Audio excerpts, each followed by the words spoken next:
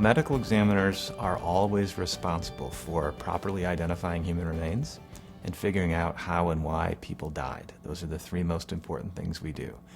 Most of the time in a medical examiner's office, our primary responsibility is the how and why the person died because their identification isn't really in question.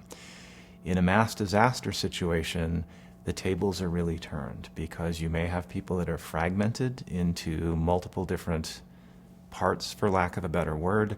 There may be injury due to fire that obscures identification. There may be injury due to decomposition, depending on how long the recovery takes. As opposed to the day-to-day practice of forensic medicine, where you can generally look at people and tell who they were.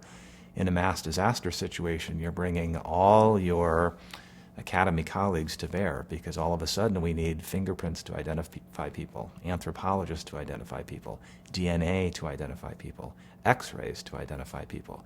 Identification is the biggest challenge in most mass disasters.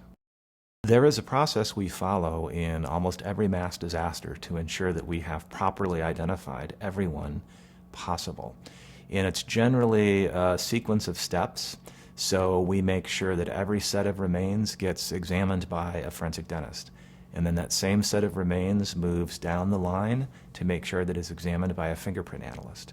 And then that same set of remains goes down the line and is examined by an anthropologist, and so on and so forth. And so in your disaster plan, you have these very clearly defined steps. Even if the remains don't appear to have any printable fingers on them, at a minimum you want to make sure your fingerprint analyst ensures there's nothing printable before you move on down the line to your dentist or your anthropologist. One of the very important considerations in any mass disaster is appropriate recovery of the human remains. In many circumstances, we can rely on law enforcement to identify human remains. But again, in a mass disaster where you're dealing with thermal injury or decomposition or fragmentation, the remains can be very difficult to even recognize as human remains. They may be mixed in with the rubble of a bridge collapse or the burnt fuselage of an airplane crash. And so it's very important to have the right forensic scientists on the scene actually participating in the recovery. That may be your forensic anthropologist looking for human bones that are very difficult to distinguish from rubble. It may be the forensic pathologist who's very good at identifying decomposing human remains. I've worked many cases where I was on the ground on my knees with a forensic dentist looking for those tiny remnants of jaws or teeth that may be the key to identifying that individual. There's one more thing that's very important about the medical examiner's role in the mass disaster, and that is that you are the face of forensic science to the public. Because in every mass disaster, there are scores, if not hundreds, of families out there that are looking for answers. And you're the face of forensic science providing those answers to the families. It's you or your investigator that's calling the family back, confirming their worst fears, but letting them know you have a positive identification.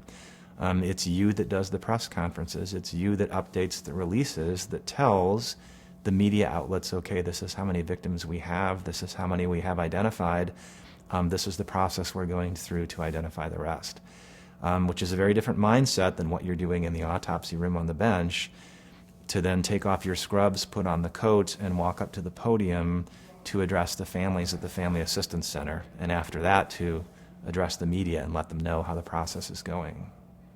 That's probably the hardest part of the job, actually. There isn't a day in medical school where they teach you how to face a bank of cameras or a room full of grieving families and let them know what you found.